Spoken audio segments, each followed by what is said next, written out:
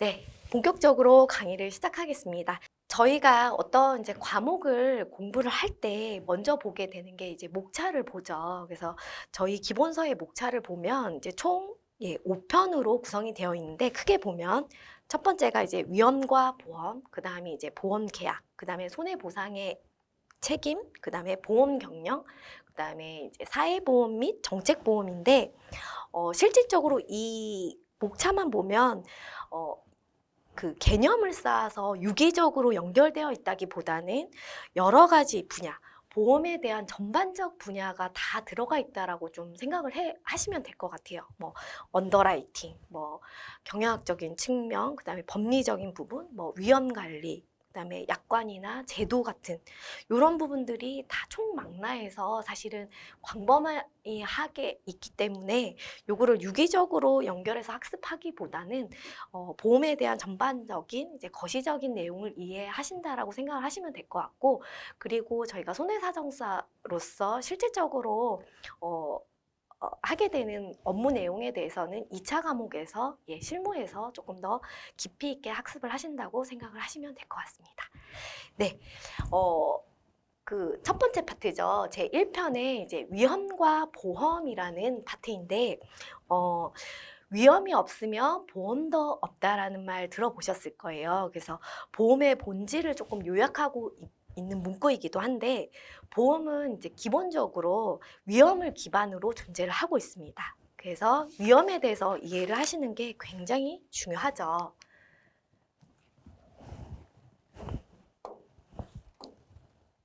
예. 근데 여기에서 말하는 위험은 저희가 일상생활 중 이제 사용하는 위험하고는 조금 내용이 달라요. 저희가 뭐 일상적으로 위험하다, 뭐 dangerous하다 라고 얘기하는 그 위험과는 조금 차이가 있어서, 그러면 이제 보험에서 말하는 위험이라는 게 뭘까? 이렇게 생각을 해보시면 두 가지 측면으로 이해를 하실 수 있을 것 같아요. 첫 번째는 손실 발생에 대한 불확실성, 그리고 두 번째는 예상 결과와 실제 결과의 차이인데, 첫 번째 위험의 정의는 사실 보험 소비자 입장이죠.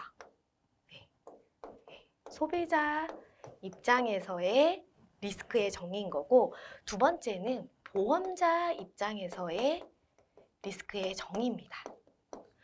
그래서 보시면 소비자 입장에서 리스크라는 건 뭐냐면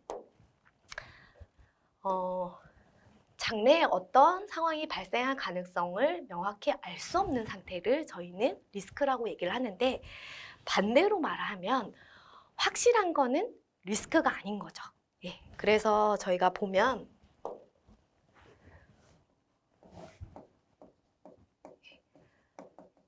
발생 확률이 0이라는 말이 있고 발생 확률이 1이라는 말이 있죠.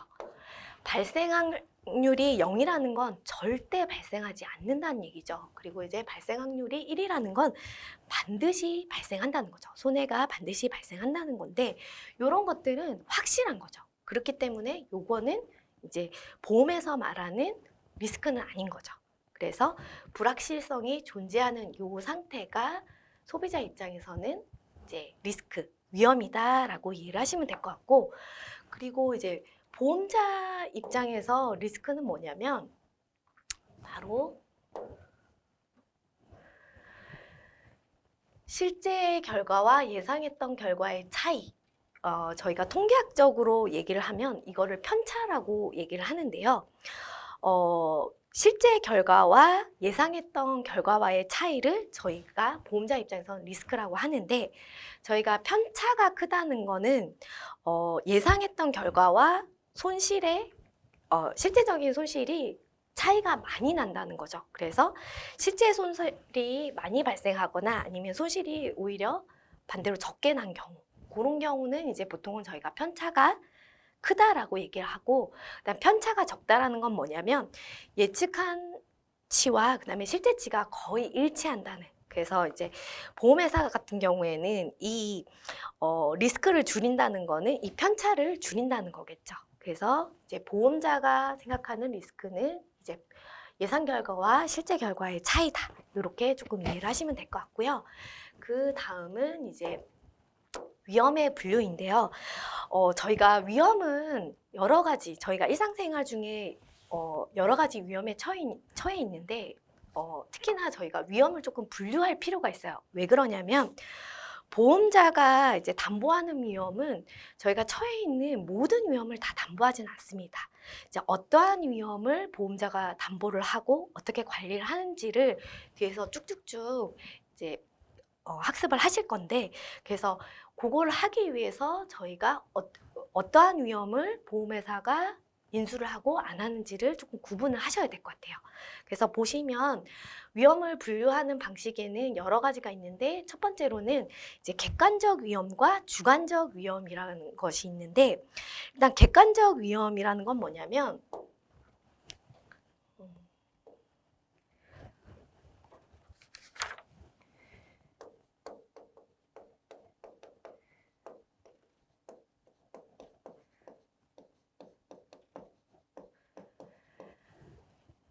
기대 손실과 실제 손실의 차이를 말합니다. 그래서 이제 보통 이제 보험회사에서 다루는 위험이기도 하고, 또 보험자가 제거해야 되는 위험이기도 한데요. 저희가 객관적 위험을 이해하기 위해서는 요 예시를 조금 보면 될 것 같아요. 이제 예시를 보면은 이제 보험회사에 화재 보험을 가입한 건물이 한 10,000채 정도 있대요. 그래서 1년 평균 그 지역에서 100채가 화재가 날 것으로 예상이 된대요. 아마 이거는 과거 통계를 기준으로 했겠죠. 그래서 예상 피해는 10,000채 중에 100채가 화재가 나기 때문에 보통 1%의 확률로 화재가 난다는 거죠. 그러나 이제 저희가 실질적으로 경험을 해보면 저희가 예측을 이렇게 한다라고 해서 실질적으로 화재가 나는 건물이 그러니까 매년 똑같을까요? 네, 그렇지 않죠. 그래서 어떤 해에는 90채가 탈 수도 있고 어떤 해에는 그거보다 더 많이 110채가 탈 수도 있죠. 그렇다고 하면 예상했던, 기대했던 손실 100채에서 실제 발생한 90채 그리고 110채에는 어떤 차이가 발생하죠?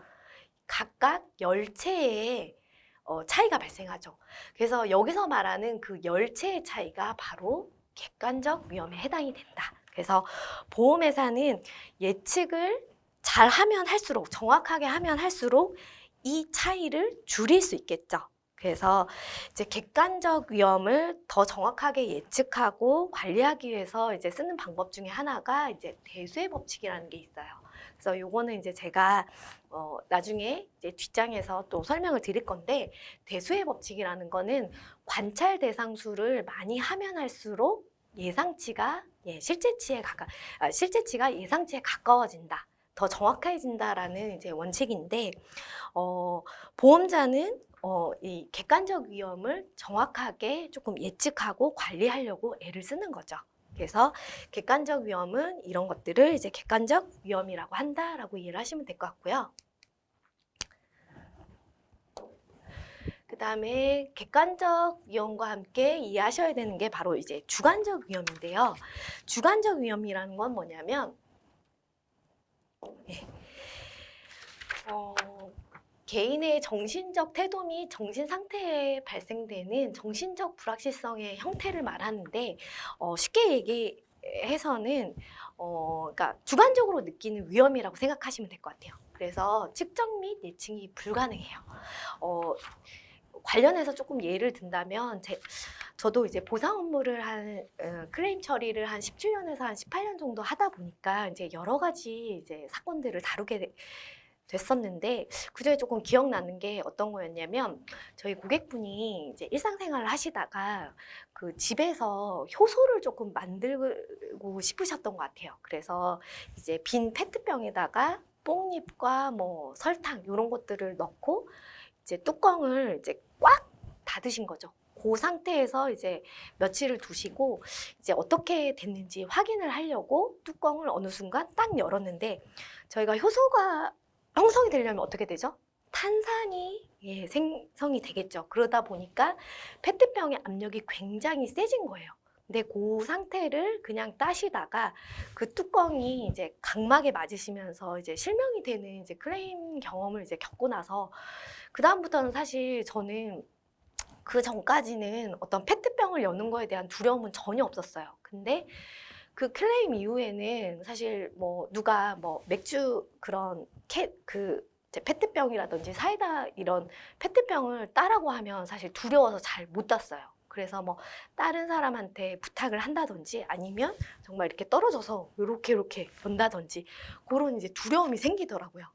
이게 바로 이제 주관적 위험의 대표적인 예겠죠.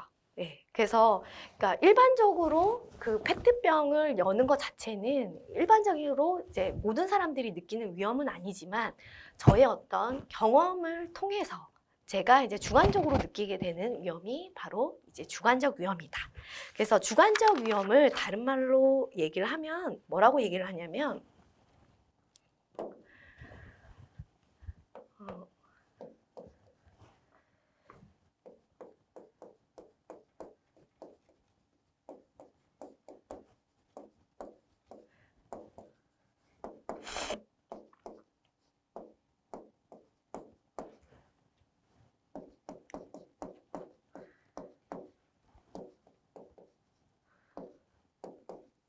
네. 객관적 위험에 대한 이제 주관적 차이라고 얘기를 하죠. 근데 이 주관적 위험의 특징은 뭐냐면 주관적으로 느끼는 거기 때문에 사실은 그 위험을 측정하기나 예측하기가 굉장히 어렵습니다. 그러다 보니까 보험으로 부보할 수 없는 위험이겠죠. 하지만 이 주관적 위험도 굉장히 중요한 게 이 주관적 위험의 차이에 의해서 보험에 가입하게 되겠죠. 왜 그러냐면 이제 저는 다른 분들에 비해서 이제 그런 이제 케이스를 많이 보다 보니까 상해에 대한 일상생활 중 상해에 대한 위험을 더 많이 느끼거든요. 그러다 보니까 관련한 보험을 많이 가입하게 되는데 이제 그런 거에 대한 인식이 없으신 분들은 굳이 상해보험 계약을 관련한 보험을 많이 체결할 이유가 없겠죠. 그래서 이제 주관적 위험은 사실은 측정이 어려워서 보험으로 부과할 수 있는 위험은 아니지만 우리가 이제 보험에 가입하게 되는 게 개인적인 차이가 발생하는 게 이 바로 주관적 위험이다라고 얘기를 하시면 생각을 하시면 될 것 같아요. 그리고 이제 위험을 또 뭘로 구분을 하냐면 투기성 여부에 따라서 이제 순수 위험과 예, 투기 위험으로 나뉘는데요. 순수 위험은 이게 현실화되면 only 로스만 발생하는 그런 위험을 저희가 이제 순수 위험이라고 하는데 대표적인 게 인적 위험 그리고 재산적 위험, 이제 배상 책임 위험인데 뭐 저희가 일반적으로 알고 있는 뭐 자동차 사고라든지 자연재해, 뭐 질병 이런 것들이 바로 이제 피어 리스크에 해당이 되겠죠. 그다음에 이제 투기적 위험은 뭐냐면 손실도 발생할 수 있고 그다음에 이익도 발생할 수 있는 위험을 저희가 투기적 위험이라고 하는데 이제 투기적인 위험의 대표적인 게 바로 도박, 주식, 부동산 투자 이런 것들을 들 수 있는데 뭐 저희가 베팅을 해서 이제 뭐 이익을 얻거나 뭐 재산을 잃을 수 있는 게 바로 도박인 거고 주식도 마찬가지죠. 주식이 오르면 이익을 보실 거고 그다음에 떨어지면 손실을 보죠. 부동산 투자도 이제 부동산 가격이 오르면 이익을 보고 내리면 손실을 보듯이 그래서 투기적 위험은 손실도 발생할 수도 있고 이익도 발생할 수도 있는 위험을 저희가 투기적 위험이라고 하는데 보통 투기적 위험은 어때요? 보험의 대상이 될 수 없어요. 보험으로 부보될 수 없죠. 부보라는 건 이제 보험에 붙이다, 보험으로 담보한다는 얘기인데 이런 위험들은 이제 보험으로 부보될 수 없다라고 이해를 하시면 될 것 같고요.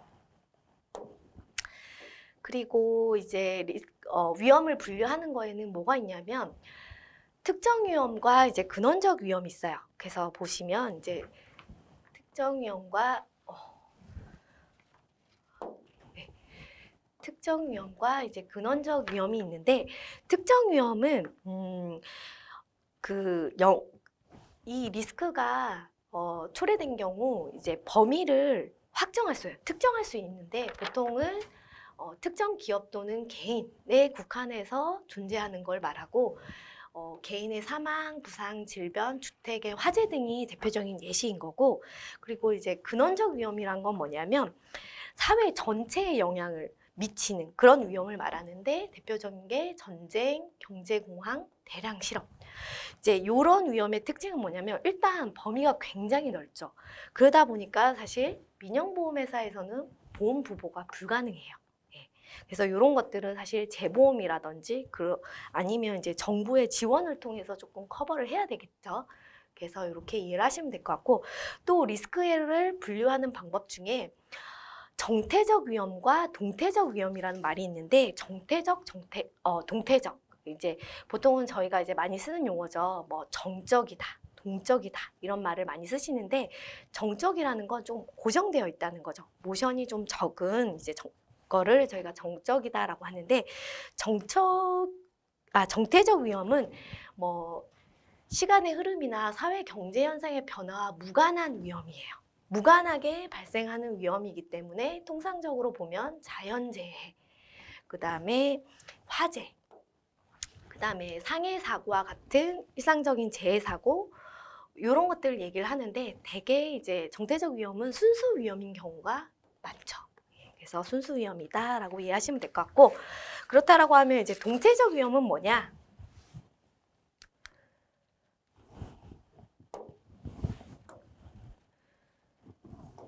그래서 보시면 동태적 위험이라는 것은 조금 모션이 많다라는 거죠. 움직임이 많은 건데, 사회 경제 현상의 변화와 밀접하게 관련이 있고 시간의 흐름에 따라 이제 변하는 위험을 저희가 동태적 위험이라고 하는데, 보통은 소비자 기호의 변화, 기술 발달, 뭐 물가 변동 이런 것들을 이제 얘기를 하는데, 이런 것들은 어때요? 예측을 하기가 좀 어렵겠죠. 그렇기 때문에 보험에서는 부보가 불가능한 위험이다. 이렇게 이해를 하시면 될 것 같아요. 저희가 위험을 여러 가지 형태로 분류를 했는데, 분류를 한 이유가 있죠. 왜 그렇죠?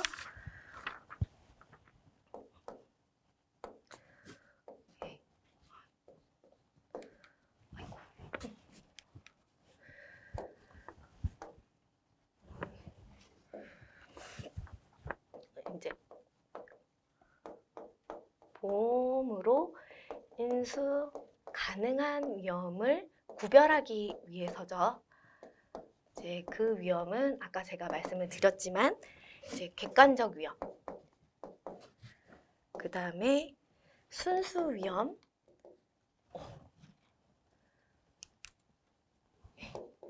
순수 위험, 그리고 또 어떤 위험이죠? 특정 위험, 네. 그리고 정태적 위험, 요런 위험만 이제 보험으로 인수가 가능하겠죠. 그래서 이거를 조금 구별하는 실익이 있다라고 이해를 하시면 될 것 같아요. 그래서 이제 다음으로 이제 보실 부분은 이제 위험의 구성 요소인데,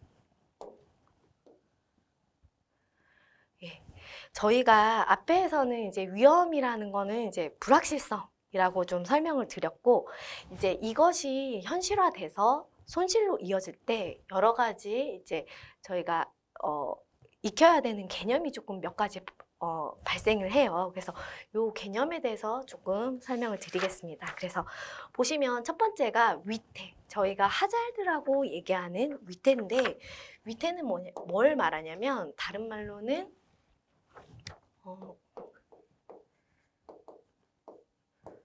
위험한 상태, 그리고 또는 위험인자,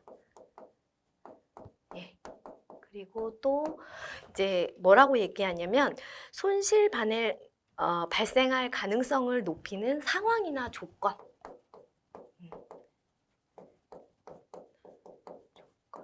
요거를 저희가 위태라고 얘기를 하죠. 그래서 이제 다른 말로 아까 말씀드렸던 위험 상태, 위험 상황, 위험 사정을 이제 의미를 한다. 그래서 보면 하잘드가 크다라는 얘기는 손실 발생 확률이 높고 손실의 규모도 커진다라고 이해를 하시면 될 것 같고, 예를 들면 이제 저희가 눈길에서 이제 빠르게 운전을 하는 경우, 이제 눈길은 굉장히 미끄럽죠. 그리고 이제 빠르게 운전하는 것도 눈길이라고 생각이 되면 사실은 천천히 운전을 해야 되는데, 빠르게 운전하는 것도 사실은 사고 발생의 확률을 높이죠. 그래서 눈길도 위태에 해당이 되고, 빠르게 운전하는 행위 자체도 위태에 해당이 되겠죠. 그리고 이제 집안의 낡은 전선을 그대로 방치하는 거는 화재 위험에 대해서 그 손실을 높이는 원인이죠. 그래서 보면은 이제 위태, 여기에서의 위태는 이제 낡은 전선이 바로 위태에 해당이 되겠죠. 그래서 그렇게 이해를 하시면 될 것 같고, 요런 위태에는 이제 종류가 크게 보면 3가지 정도가 있어요. 네, 이렇게 보시면 네, 위태의 종류에는 그래서 물리적 위태와 그 다음에 도덕적 위태, 그 다음에 이제 방관적 위태가 있죠. 그래서 보면은 저희가 이제 물리적 위태라고 얘기하는 피지컬 하자드는 우선은 이제 측정이 가능한 위태를 말합니다. 그래서 대표적인 게 건물의 위치나 구조, 그 다음에 이제 자동차의 제동장치 이상을 방치하는 상태, 그 다음에 사람의 경우에는 당뇨야, 고혈압 같은 이제 건강 상태라든지 건물의 노화된 상태, 그 다음에 인화성 물질의 방치 등이 실제적인 이제 위태에 해당이 되죠. 그래서 이렇게 보시면 저희가 뭐 상법 652조나 653조에서 말하는 위험도 요 그 물리적 위태를 얘기합니다. 그래서 이렇게 이해를 하시면 될 것 같고, 그 다음에 이제 저희가 이제 보는 거는 이제 이런 물리적 위태를 그 약관에서는 이제 상법에서는 조금 측정을 하려고 해요. 이제 그 측정하는 방법 중에 하나가 상법에서는 이제 고지 의무와 위험 변경 증가의 통지 의무. 이제 요거를 통해서 이제 실제적 위태를 측정을 하죠. 그래서 이렇게 이해하시면 될 것 같고, 그다음에 이제 도덕적 위태와 이제 방관적 위태가 있는데, 사실 이제 도덕적 위태와 방관적 위태는 보험이 있기 때문에 발생하게 되는 이제 그 위태라고 생각을 하시면 될 것 같아요. 그래서 도덕적 위태는 보통은 모랄 해자드라고 얘기하죠. 그래서 보면은 고의로 손해를 유발하거나 그저 보험계약 시 허위 진술, 그다음에 중요 사실에 대한 불고지, 은폐 등 이런 것들이 이제 도덕적 위태인데, 이거는 이제 보통은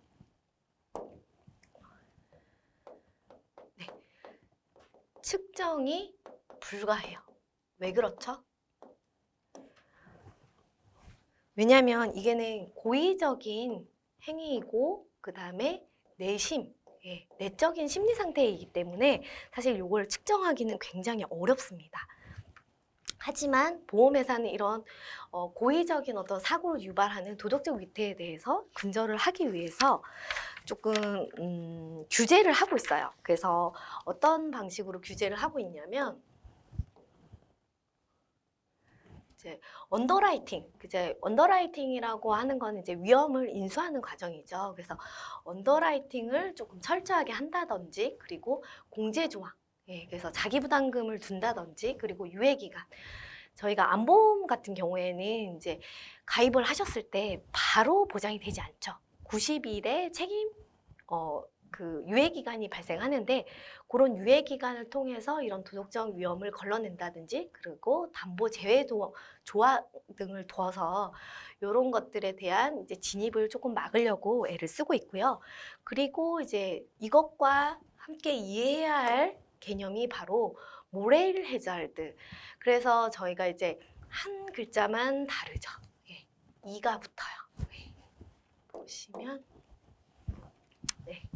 이가 붙죠. 그래서 이거는 이제 방관적 위태인데, 요거는 이제 고의는 없어요. 다만 마땅히 기울여야 할 주의 의무를 태만히 하는 경우에 존재하는 이제 위험 상태인데, 개인의 부주의한 태도 및 무관심을 의미하고 있습니다. 그래서 보험에 가입되어 있기 때문에 이제 예를 들자면 화재보험에 가입되어 있는 사람이 건물에 화재가 났어요. 그러면 대부분은 이제 화재보험에 가입되어 있지 않았다라고 하면, 불이 났으면 그 불을 끄기 위해서 굉장히 애를 쓰겠죠. 왜 그러냐면 불이 심하게 나면 본인의 손실도 올라갈 수밖에 없기 때문에.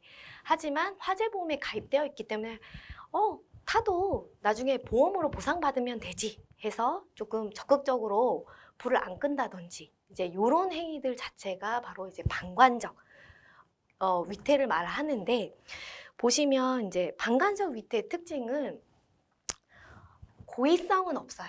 네. 네. 그래서 고의성은 없기 때문에 이제 대표적인 또 이제 케이스를 보면 자동차 키를 꽂아두고 주차에 두었다가 도난당하는 경우라든지 뭐 나쁜 식습관 등도 이제 전부 다 이제 정신적 위태, 방관적 위태에 해당된다라고 보시면 될 것 같아요. 네.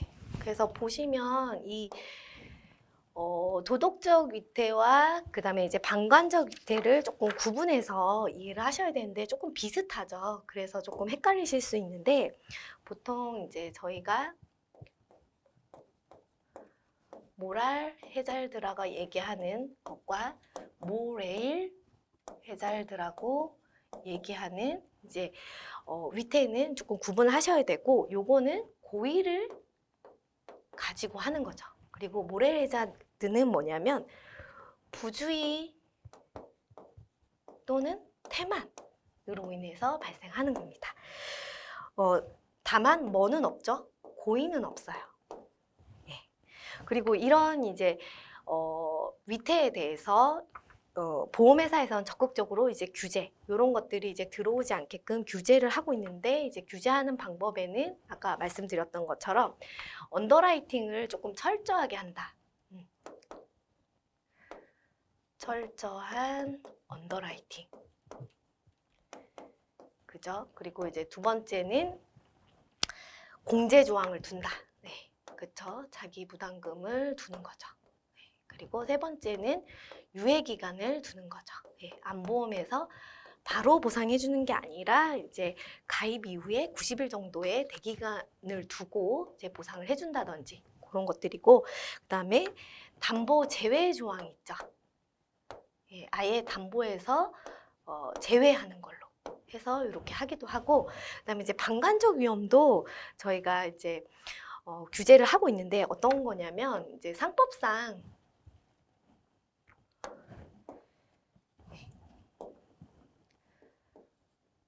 상법상 보면 네, 손해 방지 의무를 두고 있죠. 네. 손해가 발생했을 때 손해를 방지하기 위해서 애써야 되겠죠. 그리고 약관상에 보면은 공제조항, 네, 공제조항을 마찬가지로 두고 있고, 예, 자기 부담금이 있으면 아무래도 이제 손해가 발생했을 때 본인이 소액 손해에 대해서는 당연히 부담을 할 수 있기 때문에 조금 더 적극적으로 이렇게 뭐 불을 끈다든지 아니면 손해가 커지지 않도록 애를 쓰겠죠. 그래서 공제 조항을 둔다든지, 그다음에 이제 공동보험 조항. 네.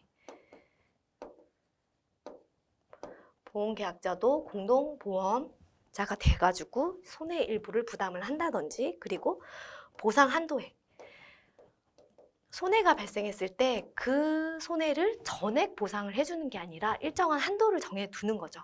그래서 그 한도만큼 이제 하기 때문에 손해가 크게 발생하지 않도록 이제 주의를 하겠죠. 그래서 이런 것들이 있다라고 얘기를 생각을 하시면 될 것 같고요. 그리고 이제 다음으로 저희가 이해를 해야 되는 게 뭐냐면 손인이라는 단어예요. 보통은 저희가 페릴이라고 얘기를 하는데, 페릴이란 건 뭐냐면 손실 발생의 원인이 되는 사고 또는 손실을 구체적으로 실현시키는 원인이라고 얘기를 하는데, 저희가 일반적으로 알고 있는 뭐 화재 사고, 뭐 낙뢰, 폭발, 지진, 도난, 질병, 사망, 이제 그런 이제 각종 사고 등을 저희가 손인이라고 해요. 그래서 보시면 손인의 종류에는 몇 가지가 있는데 한 3가지 정도가 있죠.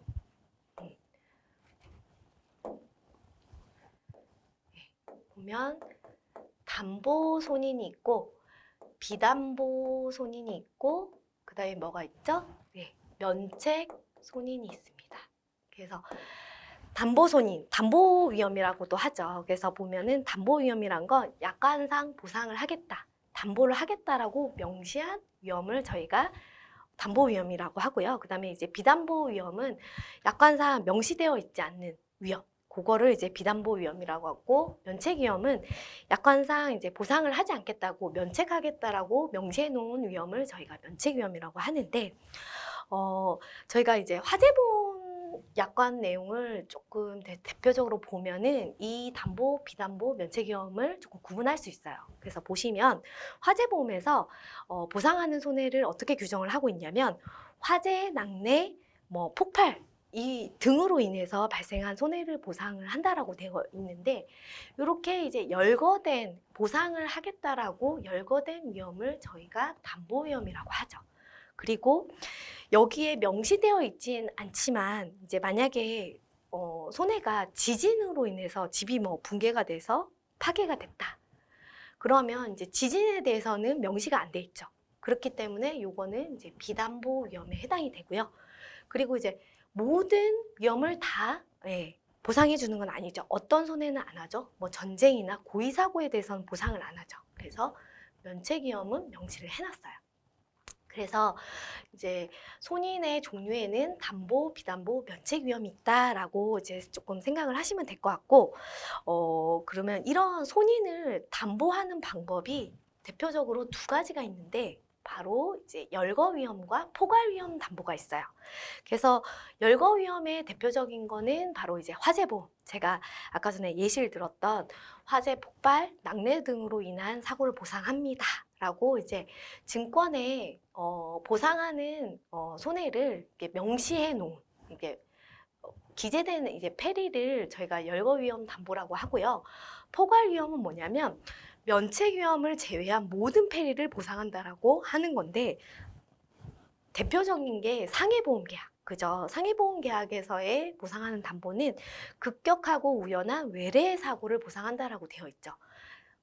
그래서 이제 포괄 위험과 열거 위험이 있는데 보시면 이제 이 둘의 차이점은 열거 위험은 우선 이제 입증 책임에 있어서 피보험자는 페릴에 의해서 열거된 위험에 의해서 이제 보험 사고가 발생했다고 본인이 증명을 해야 돼요.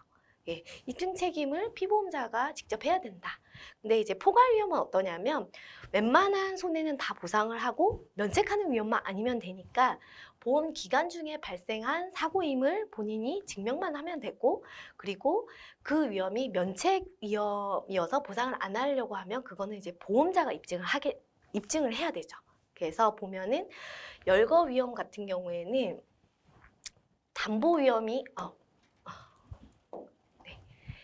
담보 위험도 있고 비담보 위험도 있죠.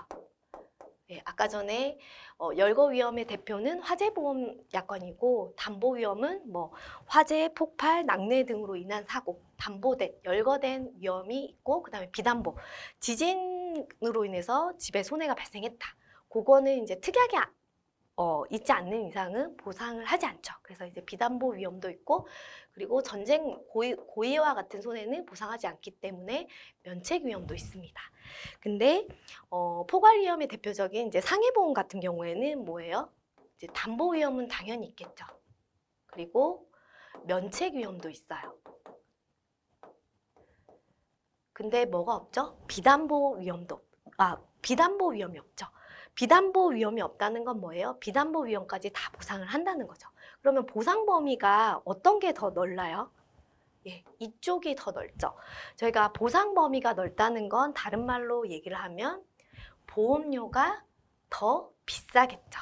예, 그리고 보상 범위가 적다는 거는 보험료가 비교적 싸다라고 이해를 하시면 될 것 같고 열거 위험 담보 같은 경우에는 본인이 처해져 있는 이게 위험의 상태를 조금 잘 파악하는 사람이 요거를 체결을 해야 되겠죠.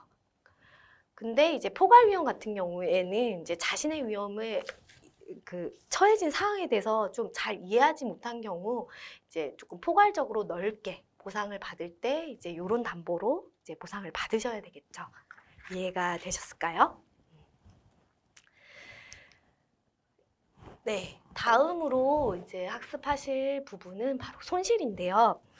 저희가 이제 손실이라고 말하는 거는 뭘 말하냐면 보험에서는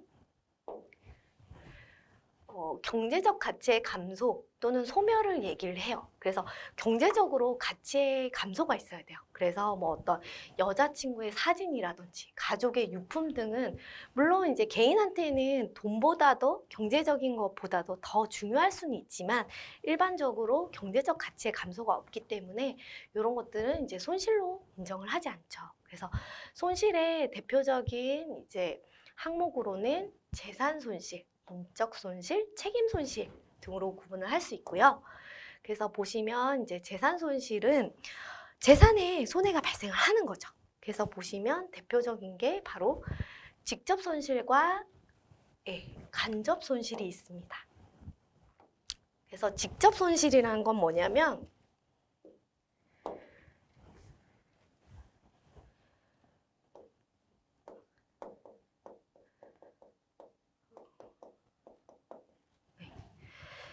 직접 손실이라는 것은 담보 위험에 의해 가해진 직접적 그다음에 1차적 손실을 말하죠. 손실을 말한다. 그리고 이제 간접 손실이라는 거는 뭐냐면 이제 직접 손실의 결과로 나타난 2차적 손실. 요거를 저희가 이제 간접 손실이라고 하는데, 그래서 보통 이제 직접 손실 없는 간접 손실은 없다라는 말이 있죠. 그래서 보면은 이제 직접 손실과 간접 손실의 예를 들어보면 이제 어떤 공장이 있다라고 이제 가정을 하고 그 공장에서 이제 기계를 돌리는데 이 기계에 화재가 난 거죠. 그래서 이제 기계가 탔는데 이 경우에 화재로 인해서 기계가 타서 발생한 직접 손실은 그 기계 자체의 가치겠죠. 근데 이 기계를 못 돌림으로 인해서 이제 수익이 줄고 그리고 이제 계속 항상 거래를 했던 거래처가 거래 관계를 이동을 한다든지 그렇게 해서 이제 발생하는 손실은 이제 간접 손실, 2차적 손실이라고 해요. 그래서 직접 손실과 간접 손실을 저희가 조금 구분을 해야 되는 거, 보험은 우선 직접 손실을 보상을 합니다. 원칙적으로. 다만 간접 손실은 어때요? 추가 보험료를 납부하고 특약을 통해서만 이제 담보가 가능하다. 이렇게 이해를 하시면 될 것 같고요. 그리고 이제 아까 손실의 종류에서 보면은 이제 재산적 손실도 있지만 인적 손실 그리고 이제 배상 책임 손실도 있었어요. 그래서 인적 손실은 이제 사람에게 발병하는 사망, 질병, 장애 등의 신체상의 손실을 얘기를 하고 배상 책임 손실은 뭐냐면 고의 또는 과실로 인한 위법 행위로 타인의 이익을 부당하게 침해한 경우 이제 그로 인해 법률상 배상 책임을 부담함으로써 생기게 되는 손해. 그래서 그러니까 이 법적 책임을 물음으로 인해서 발생하게 되는 가해자의 재산상의 손실을 이제 말하는데 대표적인 게 바로 채무 불이행 책임과 불법 행위 책임이 있죠. 채무 불이행 책임은 뭐냐면 우선 계약이 존재해요. 둘 간에. 그래서 계약상 의무를 일방이 다하지 못한 경우에 이제 지는 책임이죠. 그래서 이제 채무 불이행 책임이 있고 또 하나는 이제 불법 행위 책임인데 불법 행위 책임은 뭐냐면 계약이 없더라도 고의 또는 과실로 인해서 타인에게 손해를 입힌 경우 발생하는 책임을 저희가 이제 불법행위 책임이다. 그래서 이제 배상 책임 손실도 이제 손실에 해당이 된다라고 이해를 하시면 될 것 같고요. 제가 지금까지 보면 이렇게 손인에 대해서도 설명을 드렸고 위태에 대해서도 이제 설명을 드리고 그다음에 손실에 대해서 이렇게 쭉 설명을 해 드렸는데 요거를 조금 이해를 하고 계신지 이해가 되신 건지 한번 예시를 한번 들어볼게요.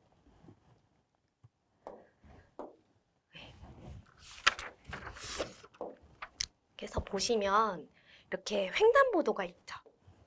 횡단보도에서 사람이 길을 건너고 있습니다. 근데 마침 보행자 신호가 깜빡깜빡 하다가 결국에는 이제 파란불에서 빨간불로 바뀌었어요. 근데 차량이 이렇게 오다가 이 사람을 친 거죠. 예. 그래서 여기에서는 이제 조건이 이제 발생하는데 어떤 거냐면, 신호를 무시하고 건너는 행인이 있죠. 행인이, 네.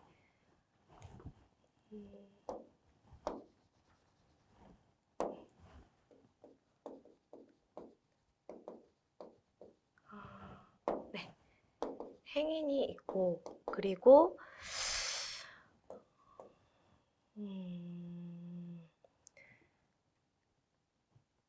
그리고 차량에 충돌하는 교통사고가 발생한 거죠. 네. 그리고 이로 인해서 이분은 이제 골절이 돼서 병원에 입원해가지고 여러 가지 치료비가 들고, 그리고 이제 치료하는 기간 동안 뭐 일을 하지 못한 휴업 손해나 뭐 상실 수익액들이 이제 발생했는데, 여기서 이 조건들이 제가 아까 설명드렸던 손인, 그죠? 그 다음에 위태, 그 다음에 손실로 구분을 하셔야 되는데, 자, 우선은 손인은 뭐죠? 손실의 원인이죠. 바로 뭐죠? 교통사고죠. 예. 그리고 이제 위태는 위험한 상태, 위험한 그 상태를 만드는 조건이나 이런 것들을 말하는데 뭐예요? 1번이죠. 그래서 보면 신호를 무시하고 건너는 이제 보행인의 행위 자체는 이제 위태죠. 그리고 그 결과 나타난 손실이 뭐죠? 예, 요거죠. 예, 골절로 인해서 뭐 치료비가 든다든지 휴업 손해라든지 상실 수익액이 이제 발생하게 되는 이런 손실이 바로 이제 결과이다.